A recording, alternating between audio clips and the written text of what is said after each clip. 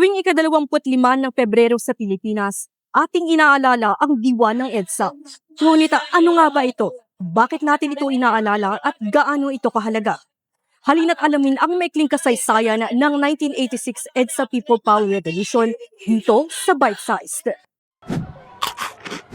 Bago pa ang mapayapang pag-aaklas ng masa, isinailalim ang bansa noong 1972 sa batas militar ng dating presidente na si Ferdinand Marcos Sr. kung saan binuwag ang demokrasya, sinupil ang media at talamak ang paglabag sa karapatang pantao. Ang tindi ng korupsyon at krisis sa ekonomiya ang mas nagpaalab sa galit ng taong bayan laban sa pamahalaan. Samantala, ang pagpaslang naman kay dating Senador Benigno Ninoy Aquino Jr. noong 1983 ay ang naging mitsa ng tuluyang pag-aaklas at siyang lalong nagpagising sa sambayan ng Pilipino.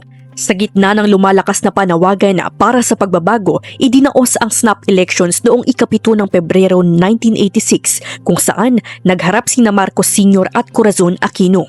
Ngunit dahil sa mga ulat ng malawakang dayaan, lalo lamang umigting ang galit at pagkilos ng taong bayan. Pagsapit ng ika-22 hanggang ika-25 ng Pebrero, milyon-milyong Pilipino ang dumagsa sa Epifanio de los Santos Avenue. Dala ang panalangin at kapayapaan bilang sandata.